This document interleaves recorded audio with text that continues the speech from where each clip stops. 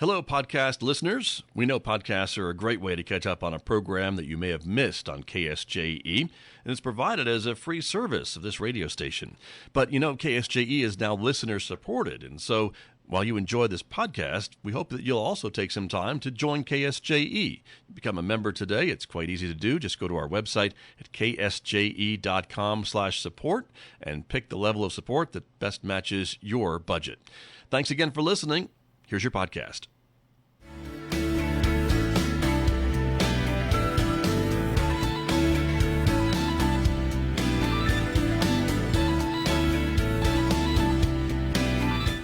10 minutes past 8 o'clock. It is Thursday morning, the last day of April 2026. Good morning, everyone. I'm Scott Michlin. Thanks for tuning in to KSJE 90.9 FM right here in San Juan County, New Mexico. In Durango, Colorado, our frequency there is 103.3 FM. And if you're listening to my voice anywhere else on the planet, you've gone to our website to tune in, ksje.com, streaming there, or maybe you're listening through the KSJE radio app. It is great to have you all with us this morning. Also, welcome to the folks who are watching me right now. The video of this program is streaming out live to the KSJE Facebook page and also to our YouTube channel. Glad you're with us this morning, everybody, because coming up, we have a busy Thursday. We'll begin with a conversation with the Farmington Museum about their upcoming exhibit, which is asking for your help. We'll explain how you can help put this exhibit together coming up in the next few moments right here on KSJE, so stay tuned for that. Later on this hour, I'll also be joined by the San Juan County Clerk, Alyssa Kuhn. She is going to be here to talk about primary voting coming up, of course, on June 2nd, and the details around the semi-open primary for decline to state voters. They are going to be eligible to participate in the primary elections in New Mexico for the very first time. So we'll give you details about that coming up at 8:50 on KSJE today as well. Next hour, of course, classical music with Mick Hess, Roving with the Arts, beginning at 9:06. And a reminder for you social media folks out there, you can also connect with us on Instagram and Blue Sky and X, in addition to Facebook and YouTube. And for podcast listeners, you can find KSJE podcasts. They're available wherever you listen to podcasts. We publish new episodes almost daily, so check it out, subscribe, and be alerted to new programs that you may have missed recently. Better yet, you can have them in the new KSJE radio app. Podcasts are there, streaming is there, and much, much more available at the App Store and on Google Play.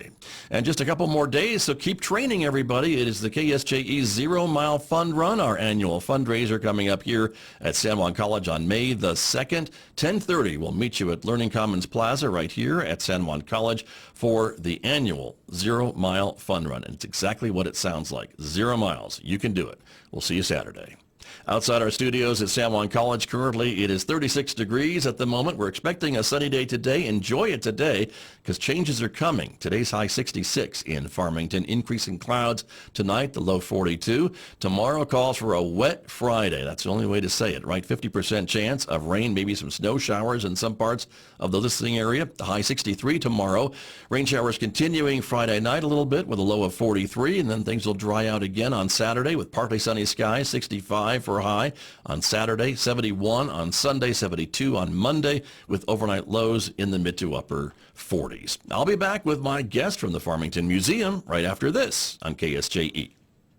KSJE is supported by San Juan Regional Medical Center. It's physician-led and supported by specialists, so patients can receive the treatment they need right here at home. When every minute matters, dedicated caregivers are here for you. San Juan Regional Medical Center, serving the Four Corners region for generations. Find out more at sanjuanregional.com. KSJE is supported by Riverfest New Mexico, flowing through time, May 22nd, 23rd, and 24th. 2026 is the 40th anniversary of the River Reach Foundation, Farmington's 125th anniversary, and the 250th birthday of the USA. Riverfest New Mexico, flowing through time, May 22nd, 23rd, and 24th, along the Animas River in Farmington. Find out more online at riverfestnewmexico.com. KSJE is supported by Southwest Civic Winds. The Civic Winds Jazz Orchestra will present Jazz in the 505, 7 p.m. Friday, May 1st at First Presbyterian Church, 865 North Dustin Avenue in Farmington. The concert includes jazz, swing, funk, and blues.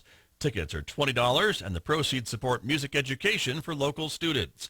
Jazz in the 505, Friday, May 1st at 7 p.m. at First Presbyterian Church in Farmington.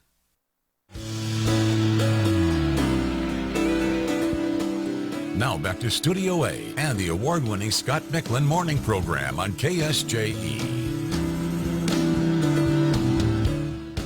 Back in the studio this morning with my guest, as I mentioned, from the Farmington Museum. The director of the Farmington Museum, Nathan Augustine, is here this morning. Welcome back to KSJE. Thank you. So happy to be here. Good to have you here to talk about this exciting new exhibit that you are working on. In fact, today is a busy day in that realm, correct? Yes, it is. We have the couple of members of the design team here. We're working with them to make some final preparations. Exciting. And so this exhibit is all about literally the story of Farmington. In fact, that's what you call it, right? Well, that's what we're calling it right now. That's our working title. Okay. We're working on developing a more descriptive, more energetic title. Okay. But it's a big deal exhibit. We're trying to cover 75 million years of Four Corners history in 5,000 square feet. So, and we expect to have this up for roughly 10 years. Okay, so it'll be a permanent, as you call it in the museum world, exhibit with maybe a few updates throughout that decade, right? Yes, absolutely. And things like that. But you're building it from scratch, which is kind of, I think, in the museum world, exciting to be able to do that. Yes, but also maybe a big undertaking, and that's why you're looking for the community for some help. Yes, we've been working on this for over a year now, and we expect to be finished with the design this August, but we need help from the public to make it really a community exhibit. Right, and so there's a meeting later on today, as a matter of fact. That's correct, 5:30 this evening. For folks who maybe want more details about this. And more details and to give their own input again as well. Right, but there's also going to be ways for folks to do that online and electronically as well as we move forward, which we'll be talking about. But you are looking, as you mentioned, this whole big, not just the city of Farmington story, but beyond that, going back millions of years, it sounds like. Yes, we're starting with the dinosaurs, moving all the way up to today. One of the goals of the exhibit is to tell the story of the forces that have shaped both the landscape and the culture that we have here in the Four Corners area. Got you. And so that would include then, I guess, as you mentioned, some of that prehistoric timeline, some energy development, oil and gas, that type of thing, how the city developed, and other more recent history as well. Absolutely, yes. Got you. And how recent do you hope to get? I mean, is there a cutoff, I guess, There's for not this? really a cutoff specifically. We're trying to get up to the modern day, the present day, as closely as we can. Got you. Okay, very good. And so you are working with this team of designers who are going to be in, and they do this for a living. Right, absolutely. And so they've got a lot of, I'm sure, ideas and want to hear ideas from the public too. Absolutely, yeah. Yeah, we've hired the design firm Reich & Petch, R&P. They're out of New York and Toronto. They're one of the premier museum exhibit design companies in the world. And we're very lucky to have them. So you're not messing around, is what you're telling me. Exactly, yeah. Yes. Okay. Yes. We're trying to do this as thoroughly and as completely and well as possible. Right. And so when we talk about a museum exhibit, I think a lot of folks maybe think about exhibits of old, and it was very staid, and everything's behind a glass case, and you can look, don't touch, and things like that. But modern exhibits and modern museums certainly have a more interactive feel to them, more touchy-feely types of things. And is that kind of what you're hoping to do with definitely. Parts of this exhibit? Yes, absolutely. There's going to be several hands-on interactives that we can do that not only are fun and enjoyable, but also teach lessons. There's ways to explain things that work best by having people interact with an object or whatever.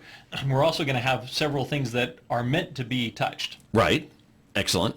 And of course, all this takes money. Right. and so you will be eventually looking for, I guess, financial support for this work and sponsors and things like that to be a part of this great story of Absolutely. Farmington? Yeah, for the design phase, we had to raise a good bit of money.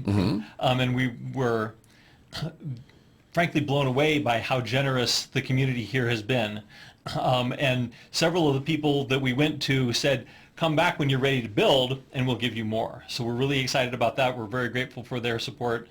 The Dugan family, for example, and Marion Oil and Gas, and San Juan Medical Center have all given us very generously. Nice. And that's just the tip of the iceberg. Right, of course. And certainly if anyone else wants to contribute, You're open to that as well. You would like to hear from them, I suppose, Love right? to hear from them. Absolutely. Exactly. Yes. Very good. And so your designers that are here, what are some of the things they'll be talking about at this meeting later on today, do you think? They're going to give an overview of what the exhibit is about, again, for those who are unfamiliar, but they're also going to be soliciting comments on what we've designed so far. So we want to make sure that the community agrees that we're doing things the right way. Got it. And this is, again, the final input session, meaning that you've had earlier input sessions. Right. And so what's been the message, I guess, that they've heard from residents prior to today? Is there an ongoing theme, or is it all over the place? It's all over the place, but it's in a good way. Yeah. Right? Yeah, absolutely. We want to make sure and be as inclusive as possible, cramming that much history into that many square feet. We can't tell every story, but we want to focus on the stories that are most important. Got it. And that cover all of the cultures that contribute to this area. For example, one of the areas that the Farmington Museum itself doesn't have a very good collection of is our Hispanic cultural members here. So we're really trying to increase their input in this exhibit specifically, and also in the museum in general. Got you, because that's an important part of the story. Because that's a very important part of the story, yes. And so by having that helps to complete, I guess, the message, the story of the history. Right. And the contributions, I guess, too, right? Yes, very much. To the community. Yeah. And so, but again, in the museum world, I have to imagine that this is a very exciting time for someone in your position to be able to kind of craft this and put your stamp on it, and to be able to, again, do this work, and I guess have the resources to do it the right way. The right way, absolutely. Yeah, the city has been very, very generous with supporting the museum in general and this exhibit specifically, and it's a lot of work. Right. We have to do this in addition, the museum team has to do this in addition to the regular jobs, our day-to-day jobs. So we finish each day, especially that are involved in these, just kind of looking at each other going, whew. But it's also really, really, really rewarding. We're very excited about what's happening and how the progress we're making and the product that we're developing. Exactly. And so again, this meeting at 5:30 today at the museum. At the museum.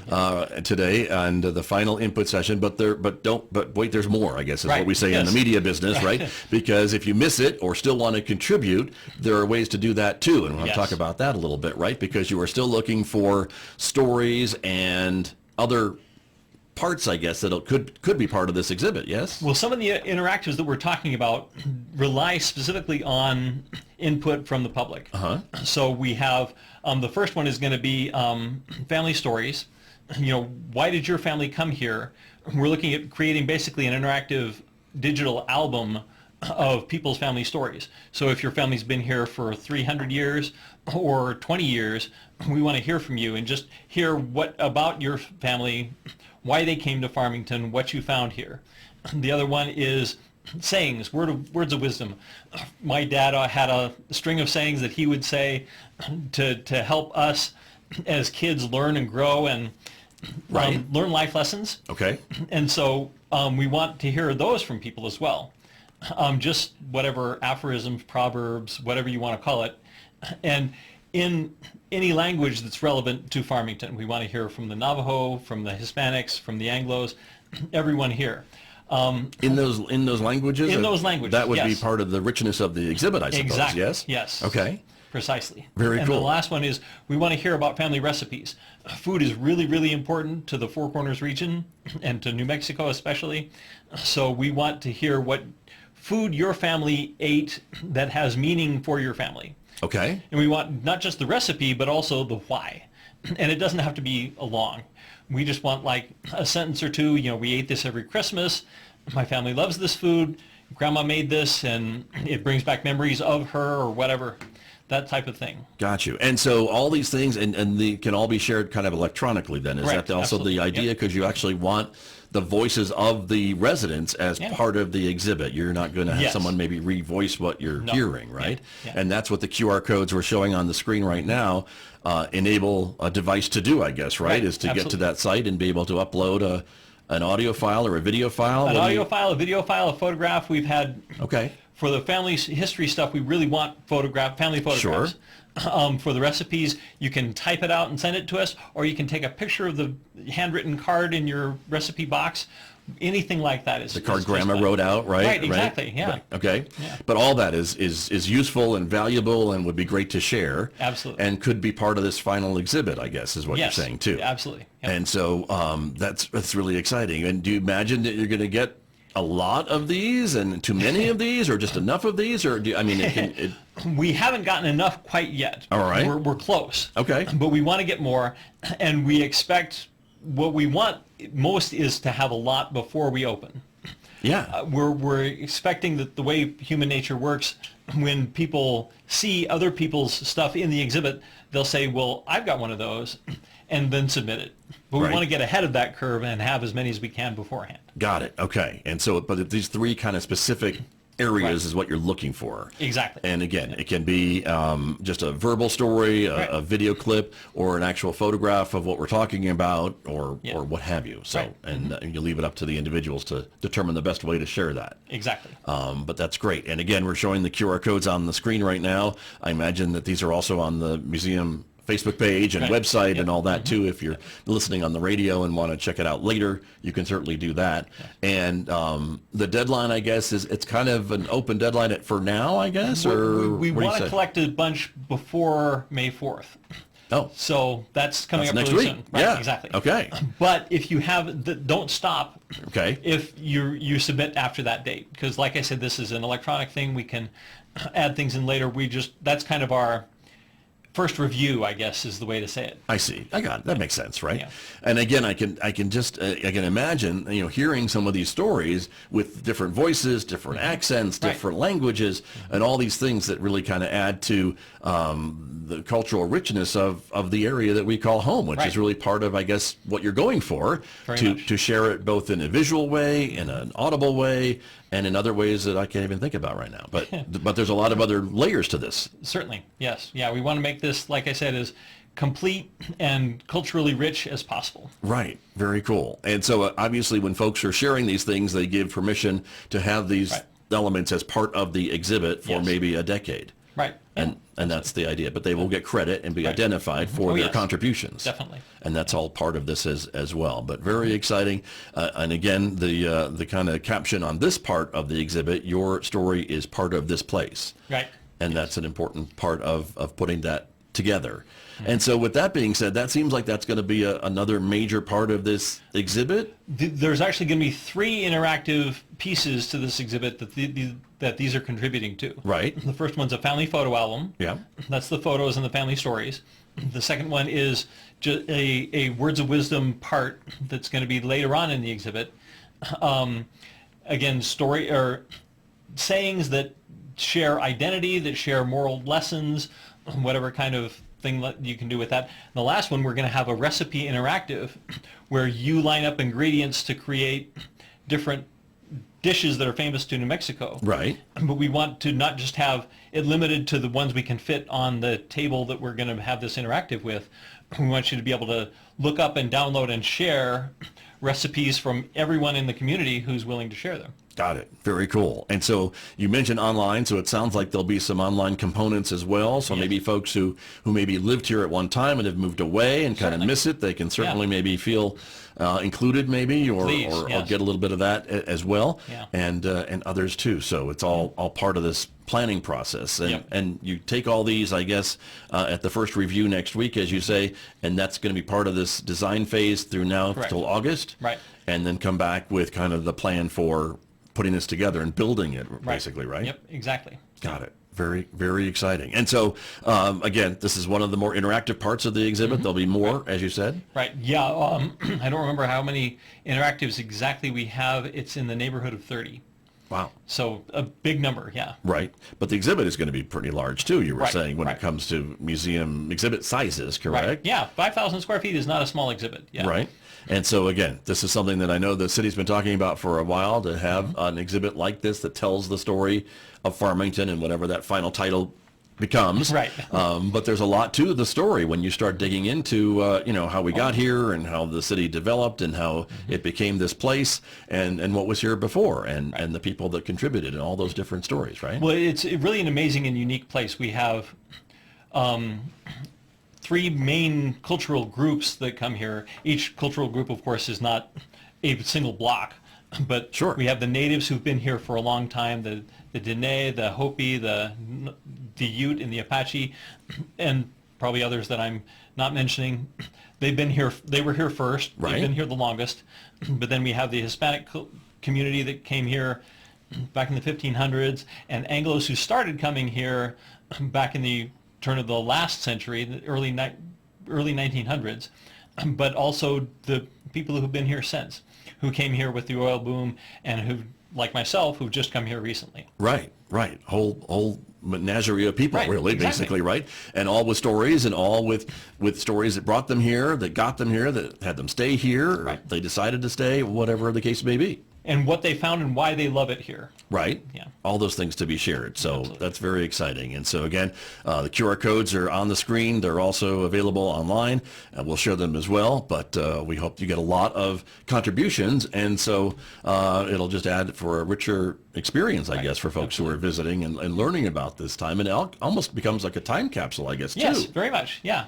And when people bring their family and friends to see this exhibit, they can point to this particular photo or recipe or whatever and say, this is my family. Right. And is this something that you could say, maybe thinking about, maybe I'll record grandma talking about a memory or a recipe or something, and have that actual her voice or grandpa's voice or something like that? We probably won't be able to include their actual voice. I see. But we would be able to include what they said and Right. stuff like that in the actual exhibit. There's Okay. going to be online components to these things that people can reference from outside the exhibit. Okay. And I'm not sure, I don't want to overpromise, but that's the kind of place where we could put things that are a little bit more deep and rich and space data Understood. sensitive or data intensive. I got it. Yeah. Got it. Very good. It makes sense. So it makes perfect sense to me. So very good. And again, if folks have specific questions, they can certainly talk to someone at the museum, and you can give them more direction as to what you're looking for and Right. what will help fit into the exhibit. So Yes. that's very exciting. Well, while I have you here, Nathan Augustine, Yeah. I need to talk to you a little bit too about another event that is happening at the museum right now. We don't have to Right. wait to go see it, and maybe a lot of folks already saw it this weekend because you had your big kickoff Right. for your lowrider exhibit, which comes from the Smithsonian of Right. all places, right? Yeah, yeah. And congratulations on opening weekend. Thank You telling me you had how many thousands of people? 5,500 people, basically. 5,500 people were in the museum area on last Saturday. Amazing, right? Yeah. Exciting. And you had a car show, and you had the exhibit opening, of course, and a lot of other events that were going on, but a very cool and interesting exhibit, and it tells another story of this area, does Right, it not? exactly. I was mentioning earlier that, we want to include as many of the cultures in the museum as possible. This one celebrates Hispanic culture specifically. Anyone who's lived in New Mexico for any amount of time has seen lowriders and lowrider culture here. Right. And Espanola, on the other side of the mountains, is considered one of the capitals of lowrider culture in the world. So we wanted to celebrate that. The Smithsonian has a traveling exhibition of photographs that we've borrowed to include in the museum. But as part of the exhibit, we also have 3 actual full-size lowrider cars in the exhibit gallery, along with 3 motorcycles. All were made in New Mexico. Most of them were made here in Farmington. And we also have in our atrium and lobby a whole bunch of lowrider art on the walls, lowrider bicycles on the floor. And these cars, I can't even describe them. They need to be seen to be believed. Right. And even then, it's hard to believe. Right. True. They're amazing. We can see the one in the picture right now Right. of some of the things that they do, and of course, I Right. think everybody knows the uniqueness of a lowrider and Right. what they do, and the culture around it, which is amazing. But it's kind of exciting that you took this exhibit from the Smithsonian and then added elements to it. Added local elements to it, really expanded it, made it wonderful. Yeah, and so it'll be here through almost the end of July. Correct. And so folks will have a chance to see it and again celebrate this. And to get an exhibit like this from the Smithsonian, is it designed to kind of travel around to Yes, places and things this like one is this? specifically designed to travel. The Smithsonian has a branch called the Smithsonian Institution Traveling Exhibition Service, I see, right? and we borrowed this from them. Got it. Very good. And what was the reactions this weekend, I guess, from folks who came to see it? Did you have a chance to talk to folks? Yes, yeah. Everyone we talked to was amazed and happy and excited about this exhibit. It has been a wonderful event for the community. It really brought a lot of people together. Yeah, it was Amazing. just a lot of fun. Very cool. Well, and again, you had so many other different things going on too, related things, not different things, to this exhibit, like the car show and some other things. You have more coming too, I think, other programming related to this lowrider exhibit, yes? Yeah, every weekend through the run of this exhibit, we have at least one program going on in the museum. A lot of them are demonstrations and classes on how to do your own lowrider art. Right. Got it.